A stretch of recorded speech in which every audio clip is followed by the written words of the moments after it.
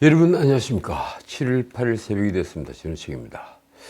요즘은 유튜브 방송에도 아주 적들이 많습니다. 어제 방송에서 이 원희룡의 급발진을 지적을 했더니 저를 비난하는 분들이 보였습니다. 그런 분들 중에는 차마 입에 올 수 없는 표현을 쓰는 이도 있었습니다. 그분들은 왜 굳이 제 방송까지 찾아와서 인신공격을 한 걸까요? 어제 OBS를 다녀왔는데 OBS 방송이 끝나자마자 사무실에 폭언을 한 전화를 걸어오신 분들도 있다고 하는군요. 자, 이틀 전 원희룡의 급발진으로 국민의힘에 실망을 하거나 윤석열 정부에게 실망을 한 분들은 얼마나 늘어났을까요? 아마도 전체 유권자의 1%에 가까운 40만 명은 넘는 숫자일 것이라고 저는 생각합니다.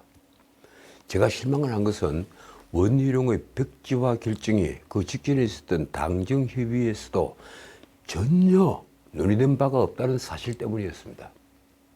전혀 그런 일은 논의가 되지 않았다.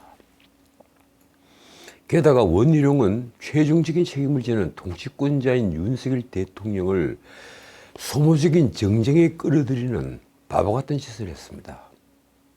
그걸 알면서도 그는 자신을 정부의 의사결정권자라고 표현을 했습니다. 주머니 속에서 메모지를 끄집어서 읽었는데 그 양복 주머니에서 그 꺼낸 준비된 원고에 그렇게 적혀 있었던 겁니다. 준비된 발언입니다. 정부의 의사결정권자다. 국토부 장관이 과연 그렇습니까? 대통령의 참모가 아니고요.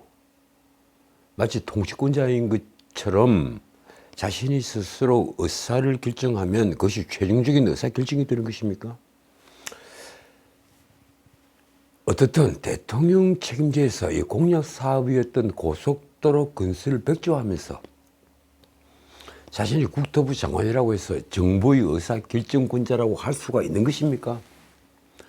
다시 말씀드리지만 그 도로는 윤 대통령의 공약사항이었습니다. 원희룡은 이런 백지화 발언을 당정협의를 설명하는 백브리핑 자리에서 했습니다. 앞에 기자들이 있죠. 그리고 자, 이 회의 결과를 설명하는 그런 걸 우리가 백풀이라고 합니다. 백브리핑. 그 자리에서 그런 놀라운 발언을 해버린 겁니다. 더 놀라운 것은 아까 말씀드린 대로 이 당정협의에서 서울 양평 고속도로 사업 백지화는 전혀 논의되지 않았다는 사실입니다. 자, 여기서 의문이 생깁니다. 원희룡은 서울 양천갑에서 16대, 17대, 18대 이 3번 연속 국회의원에 당선됐죠. 그리고 19대 총선에는 불출마를 한 뒤에 이 제주지사 선거를 통해서 정치판에 복귀를 했습니다. 아주 기사회생을 한 케이스입니다. 아마 남원정, 그러니까 이 남경필, 원희룡 그리고 정병국 이 세 사람을 남원정이라 그러죠. 이 중에서 가장 운이 좋은 경우일 겁니다. 정치판의 중심으로 이 행운이 작용해서 아주 영악하게 그는 살아서 돌아왔죠. 그런데 왜 급발진을 했을까요? 지난번 대통령 후보를 뽑는 후보를 선출하는 그 예선에서 4위를 했습니까? 원희룡이 6일 서울 양평 고속도로 전면 백지화를 깜짝 발표를 하자 아무런 사전 협의를 하지 못했던 국민의힘 지도부도 충격을 받은 모양새입니다. 다시 생각해 봅니다. 그는 왜 원맨쇼를 펼쳤을까? 그런데도 언론은 원희룡이 대통령실과는 최소한의 공감대를 이룬 것으로 보인다고 평가를 했습니다. 언론에서 이런 말이 나오는 것은 대통령실에서 아무도 어느 누구도 반감을 표시하지 않았기 때문입니다. 그리고 이 발표 전에 원희룡은 누군가와 통화를 계속했습니다. 이건 언론의 보도가 이미 된 겁니다. 이게. 그리고 사전에 준비한 자료를 양복 주문에서 끄집어내서 읽었습니다. 그러니까 미리 백지화를 준비했음에도 대통령실에 하등 언지를 주지 않는다는 게 말이 되지 않습니다. 만약에 그랬다가는 대통령실에서 엄청난 반발이 있었겠죠.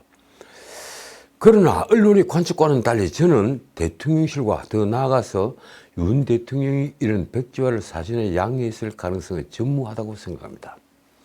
만약 대통령실이 사전에 양해를 했다면 그건 정치를 전혀 모르는 자들이 벌인 최악의 퍼포먼스가 될 것입니다.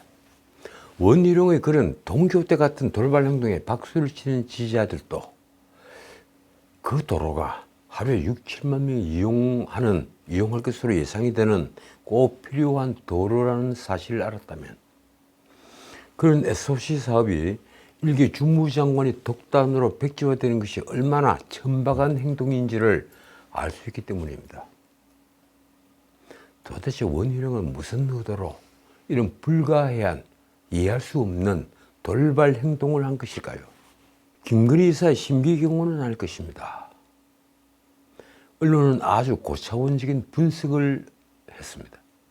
내년 총선을 앞두고 김건희 여사 관련 공세를 극적인 방식으로 차단하며 여권 유력 잠룡으로서 존재감을 드러내려는 의도이다.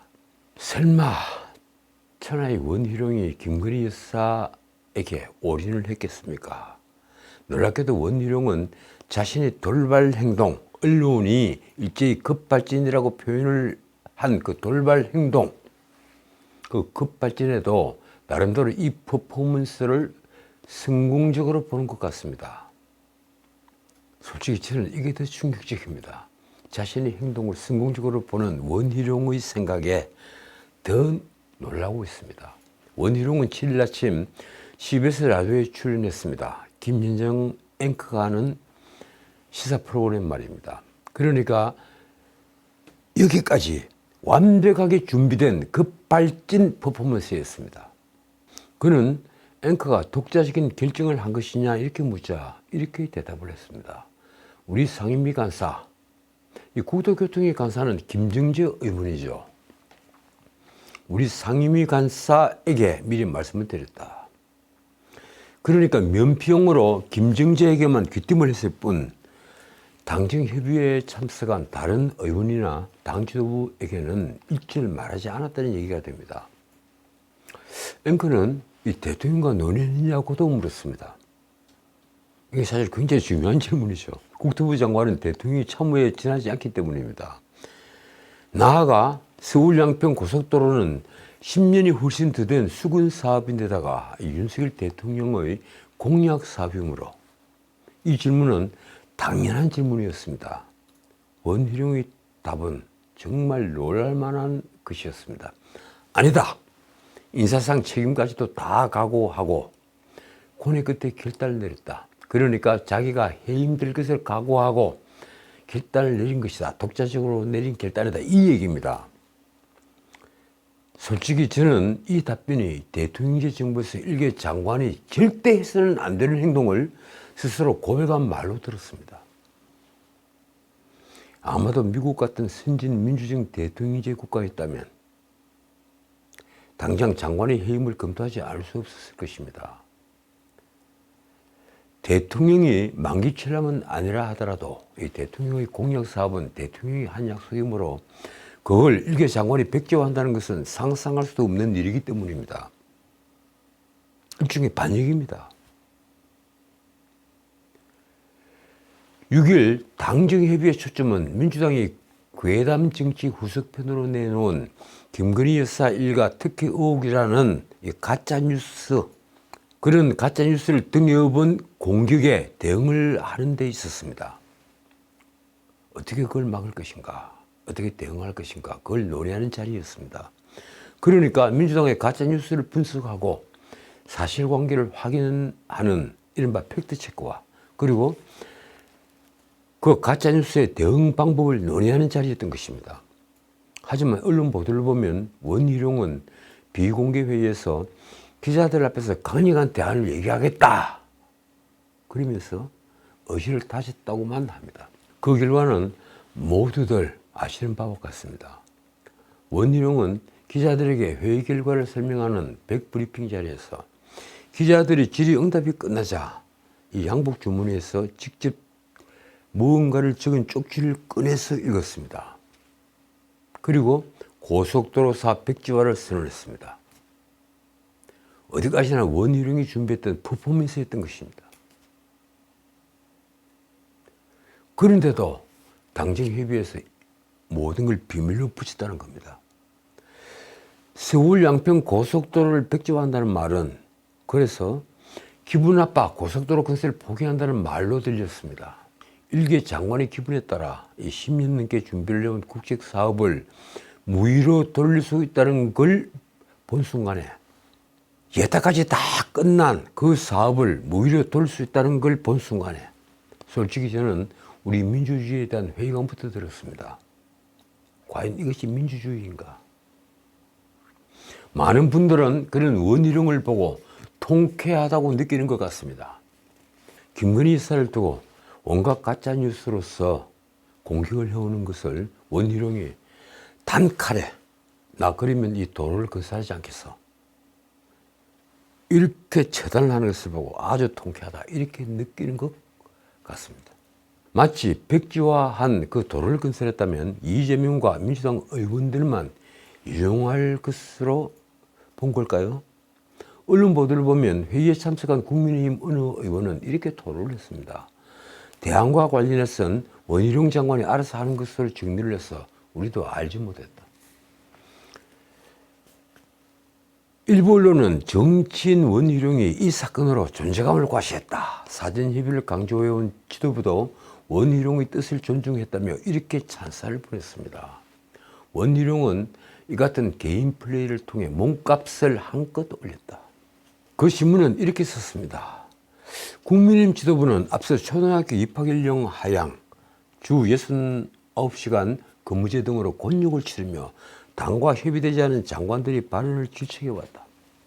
하지만 이번만큼은 원희룡 장관의 결단을 존중하는 분위기다. 과연 그렇습니까?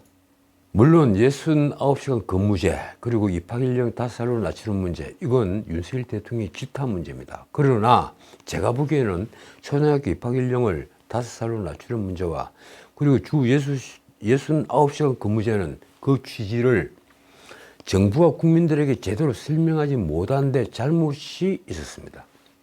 우선 시간이 없었죠. 국민을 납득시킬 수 있는 충분한 시간을 두고 설명을 했다면 결과는 정반대했을 가능성이 아주 높습니다. 그런데 이번 원희룡의 급발진은 그게 아닙니다. 하루 6만 명 이상이 이용을 할 것으로 보이는 고속도로를 마치 김건희 여사의 심기 경호 때문에 백지화하는 것으로 보였거나 가짜뉴스에 대한 보복으로 아까 방금 말씀드린 대로 칼을 휘두르는 것으로 보인 것이 아닐까요? 원희룡이 백지화를 발표한 이튿날인 7일, 그냥 어제 양평군 국도 6호선 일대에는 양평 구민만 피해를 본다고 찍힌 현수막이 여기저기 걸려 있었다고 합니다. 그건 무엇 때문일까요? 군수는 국회로 달려와서 백지화는 안 된다고 외쳤습니다. 업소를 했다고 합니다. 군의회는 급하게 백지화를 백지화해야 한다는 취지의 결의문을 냈습니다. 그런데도 국민의힘 원내대표 윤재욱은 원희룡을 이렇게 감쌌습니다. 주무장관 입장에서 많은 고민을 했을 것이다. 당정 협의가 있었고 그 과정은 끝이지만 주무장관이 책임지고 결정하는 것이다. 언제부터 주무장관이 모든 것을 책임지고 결정을 했습니까? 이 대통령제 국가에서 말입니다. 윤재욱마저 대통령제를 잘못 이해하고 있는 것입니까? 놀랍게도 국힘 의원들도 원희룡의 백지화 선언을 훌륭한 결단으로 받아들이는 것 같습니다. 언론 표현을 빌리자면 사업 백지화가 총선 전략 측면에서 현실적 대안이라는 공감대도 적지 않다는 것입니다. 그들은 왜 현실적 대안이라고 하는 걸까요? 민주당의 가짜뉴스 공격이 다방면에서 벌어지는 것을 감당하기 힘들다는 것입니다. 솔직히 그렇지 않겠습니까? 이재명의 사법 리스크부터 온갖 리스크로 범벅이 되어 있는 민주당이니 살아남기 위해서 가짜뉴스든 무슨 뉴스든 총동원이 되어 무엇인가 여당에게 책 잡힐 건수만 찾아내면 총익전을 벌이고 있습니다. 후쿠시마 오염수 방류 문제가 그렇고 이번 김건희 여사 관련 이 고속도로 문제가 그렇습니다. 언론에 나온 초선 의원의 말이 이렇습니다. 고속도로 사업이 중단되면서 여당과 정부의 책임론이 있을 수 있다. 그러나 내년 총선까지 민주당이 김건희 여사 관련 가짜뉴스를 퍼뜨리게 놔뒀으면 피해가 더 컸을 것이다. 언론이 전한 여권 관계자의 말은 더 기가 막힙니다. 많은 주민들이 영향을 받는 사업인 만큼 당 입장에서 결정하기 부담스러운 측면이 있어서 원희룡 장관 한 명이 책임지는 방식이 더 낫다고 판단했을 것이다. 글쎄요, 정말 그런가요? 말하자면 김건희 여사와 관련한 가짜뉴스 공격을 차단하기 위해서 원희룡이 총대를 메고 강경책을 쓴 것이라는 얘기입니다. 그랬을까요? 이 대통령실은 공식 입장 없이 거리를 두면서 여론 주의를 지켜보고 있는 중입니다. 언론은 다만 원희룡의 결정을 최대한 존중하겠다는 분위기라고 썼습니다. 대통령실 핵심 관계자가 언론에 한 말이 이렇습니다. 이번 이슈의 주무부처 장관은 원희룡이다. 원 장관의 입장이 정부 입장이다. 참 재밌습니다. 대한민국이 언제부터 이게 부처의 장관 중심으로 돌아가는 것입니까? 정말 장관 책임제입니까? 대통령 책임제가 아니고 말입니다. 어떻든 그러면서 일각에서 주장하는 사업 재추진 가능성에 대해서도 원희룡 장관의 몫으로 돌렸습니다. 정말 과연 그렇게 될까요? 지금의 백지화가 문자 그대로 퍼포먼스로 만들겠다는 아주 계획적인 치밀한 음모였다는 것입니까? 모두 쇼였다. 그런 것입니까? 그렇다면 그건 국민을 모두 간 행위가 될 것입니다. 그간 윤 대통령은 주무부처 장관의 독단적인 결정이나 설익은 정책 추진에 대해서는 곧바로 제동을 걸었습니다.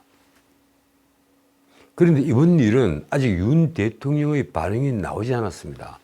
그래서인지 언론은 원희룡과 대통령실의 교감을 짐작할 수 있는 대목이라고 썼습니다.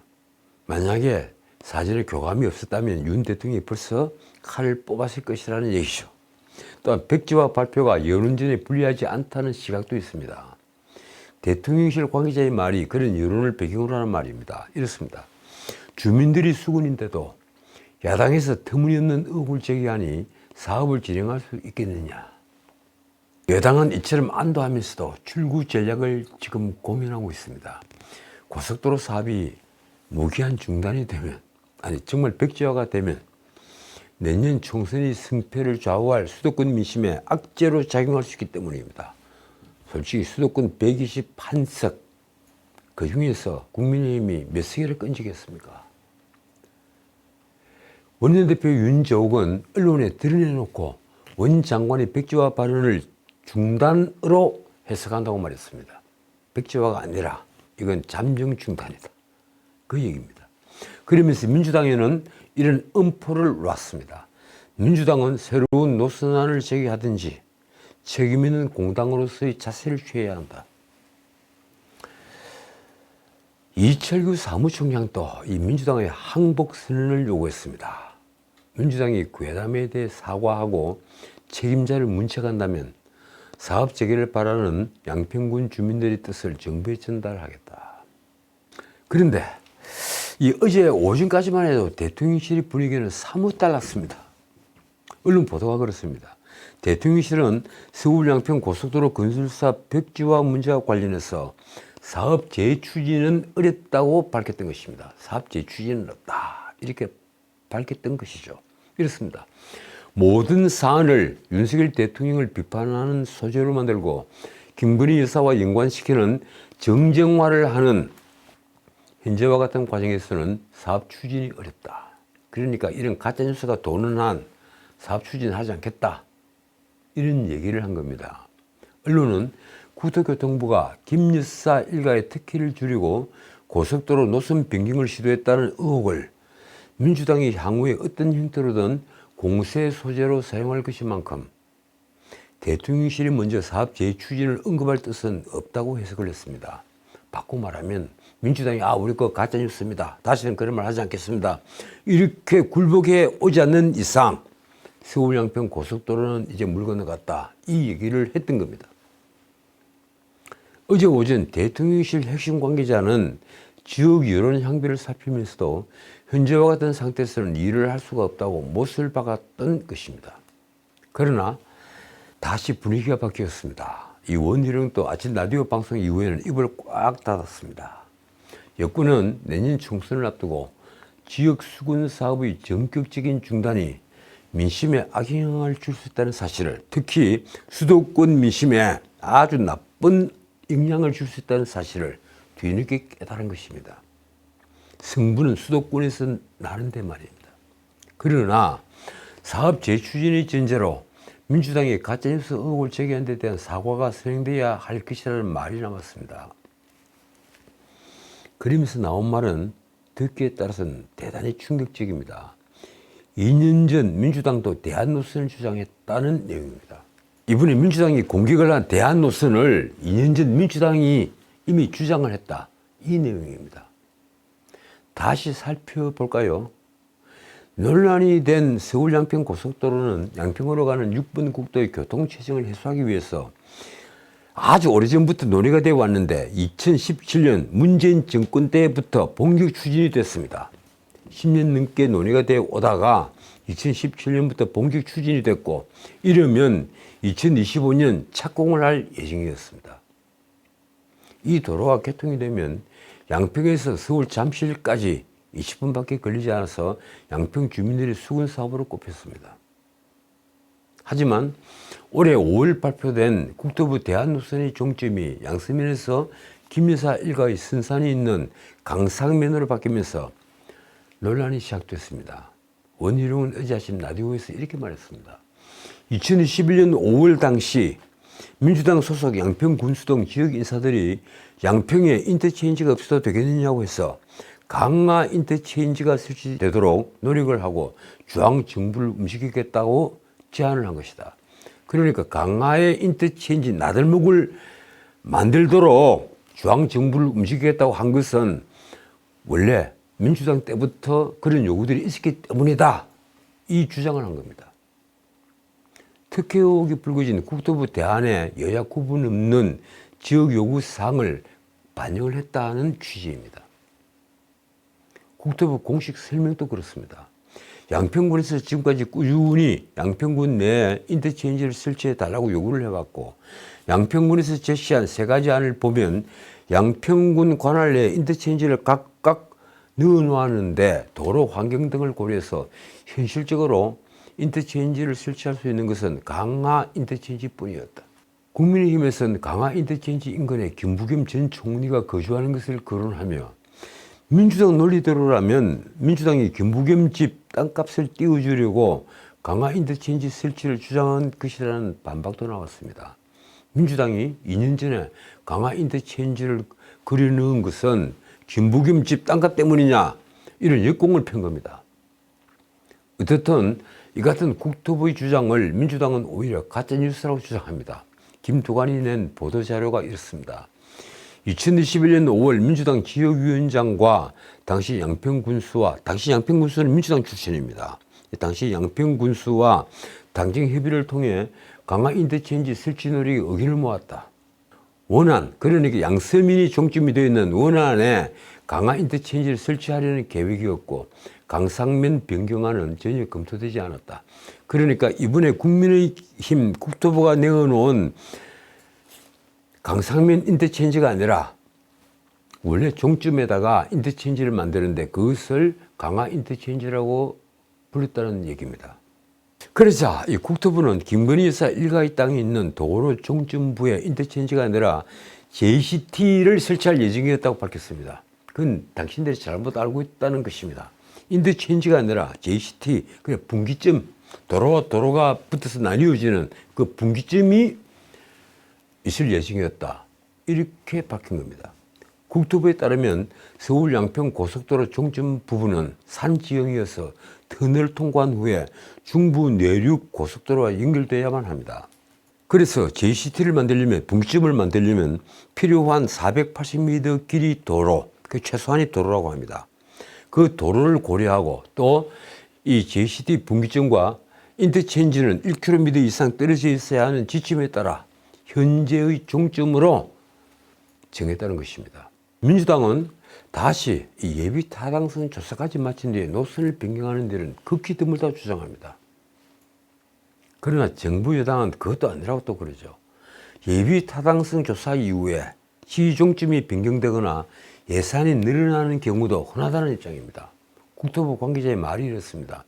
2010년 이후 예타를 통과한 고속도로 노선 8개 중에 실제 타당성 완료 뒤에 4건이 시종점이 변경됐다. 변경된 4건 모두 예비 타당성 때보다 예산액도 늘었다. 자, 어쨌든 시간이 지날수록 원희룡이 정치 생명을 건 서울 양평 고속도로 백지화는 이제 퍼포먼스로 굳어졌습니다. 대통령실은 7일 오후 서울 양평 고속도로 건설사 백지화 문제와 관련해서 29km에 이르는 고속도로 사업을 아예 안 한다거나 백지화할 수는 없을 것이라며 이렇게 말을 바꿨습니다. 그런데 이 상황에서 사업을 할 수는 없는 만큼 사업 중지를 하는 게 맞다. 언론에 전해진 윤석열 대통령의 입장은 또 이렇습니다. 부처 등 당사자들이 풀어갈 문제이지 대통령실이 관여할 문제가 아니다. 정말 부처가 책임지고 이제 정책을 추진해도 되는 때가 온 것 같습니다. 그런데 이건 부처 간의 문제가 아니라 여야 간의 문제, 더 나아가서 대통령의 공약 사업이 아니었던가요?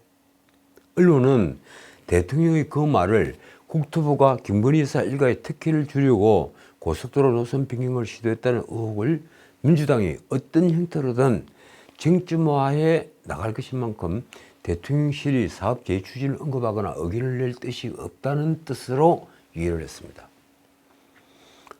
계속 오해를 하고 가짜뉴스가 떠도니 대통령실이 먼저 사업을 재추진하겠다.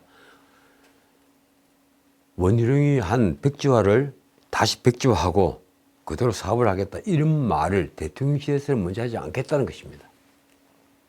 동아일보에 나온 대통령실 핵심 관계자의 말이 이렇습니다. 말하자면 대통령 측까지 끌어다가 특혜 시비를 거는 현재 상태로서는 일을 할 수가 없다는 것입니다. 모든 사안을 윤 대통령을 비판하는 소재로 만들고 김건희 여사와 연관시키는 정치 공세를 이어가는 상황에선 사업 추진이 어렵다. 과연 여당과 대통령실의 기대대로 그러면 민주당이 사과를 할까요? 사무총장 이철규도 사업 재개의 조건으로 백지화 선언이 단초가 된 김건희 여사 일가 특혜 의혹 괴담으로 선동한 데 대한 사과와 그리고 책임자 문책이 먼저 있어야 한다고 밝혔습니다. 먼저 사과를 해라. 이게 가짜뉴스다. 먼저 사과를 해다오. 자꾸 이런 요구를 하는 겁니다. 그러나 솔직히 그럴 가능성은 전혀 없습니다. 이재명은 한술 더 떴습니다. 치기마저 느껴지는 원 장관의 백지화 선언은 바로 백지화돼야 한다. 책임을 면피하겠다고 애먼 양평 국민을 볼모로 잡는 것 아니냐. 자, 여기까지만 하고요. 이제 후쿠시마 원전 오염수 방류 문제를 짧게 짚겠습니다. 라파엘 그로시 국제원자력기구 그리고 IAEA 사무총장이 어제 우리나라에 왔습니다. 김포공항으로 들어왔죠. 그러니까 도쿄의 하네다 공항에서 김포로 오는 그 노선을 타고 온 겁니다. 후쿠시마 오염수 방류를 반대하는 시민단체 회원들이 7일 오후에 김포공항 국제선 입국장에서 이 라파엘 그로시 방안을 반대하는 시위를 벌였습니다. 그로시는 4일 도쿄 일본 기자클럽에서 열린 기자회견에서부터 마치 일본 정부를 대변하는 듯한 말을 계속하고 있습니다. 후쿠시마 제1원전 오염수 방류 계획은 과학적으로 신뢰할 만하다고 계속 말을 하고 있는 것입니다. 어쨌든 IAEA는 후쿠시마 원전 오염수 해양 방류 계획이 국제안전기준에 부합한다는 종합 보고서를 냈습니다. 어제 그 보고서를 들고 온 것입니다. 일본은 이를 계기로 주변국들을 설득하는 지금 총력전에 돌입을 했습니다. 리투아니아에서 열리는 나토 회의에서 우리 윤 대통령은 기시다 후미오 일본 총리와 회담을 하도록 되어 있죠. 윤 대통령과 기시다가 정상회담을 가지는 것도 그렇습니다. 형식적으로 한국을 설득하는 모양새를 연출을 해야 되겠죠. 어쨌든 우리가 후쿠시마 오염수의 방류를 반대한다고 하더라도 현실적으로 방류를 막을 방법은 전혀 없습니다. 미국과 유럽 등 선진국들은 하나같이 방류를 반대하지 않습니다. 이러니 방류를 반대하면서 거리투쟁과 서명 작업까지 벌이고 있는 민주당의 작태도 윤석열 정부를 흔들려 하는 선동으로밖에 보이지 않는 것입니다. 어떻든 제 생각도 여러분과 다르지 않습니다. 자, 정리해 볼까요? 저 역시 방류를 반대하고 괴담도 반대하고 있습니다. 방류를 반대하고 괴담도 반대한다. 아마 그렇지 않은 분은 우리 사회에 30%도 잘 되지 않을 것입니다. 저는 그걸 믿습니다. 방류를 반대하는 것은 방류를 하지 않는 것이 어떻든 더 안전하기 때문입니다. 그리고 괴담을 반대하는 것은 그것이 과학이 아니기 때문입니다. 자, 오늘은 여기까지입니다. 라파엘 그로시 IAEA 사무총장은 질 로이드 통신과 인터뷰에서 전문가들 가운데 이견이 있음을 시사했습니다. 그는 전문가들 사이에 4일 발표된 종합보고서에 관해 의견 불일치가 있었느냐 하는 질문에 이렇게 말했습니다. 나는 그것을 들었다. 그러나 다시 한번 말하지만 IAEA가 펴낸 보고서는 과학적으로 결점이 없다. 그로시는 그러면서 전문가 중에 누구도 내게 직접 오리를 제기하지 않았다고 했습니다. 로이터는 보고서에 참고한 국제 전문가 한두 명이 우려를 표한 것으로 보인다고만 전했습니다. 그로시 사무총장이 덧붙인 말은 사실 면피용 발언처럼 들리기도 합니다. 우리는 일본이 방류 계획을 지지하거나 공고하는 것은 아니다. 우리는 이 계획이 기준에 부합한다고 말하는 것이다. 그는 우리는 일본이나 중국, 한국 편을 들지 않는다는 말도 했습니다. 이런 일련의 사태를 지켜보면서 우리 미래 세대를 위해 저는 한 가지 결론에 도달합니다. 대한민국의 국력을 키워야 한다. 지금까지 지른책이었습니다.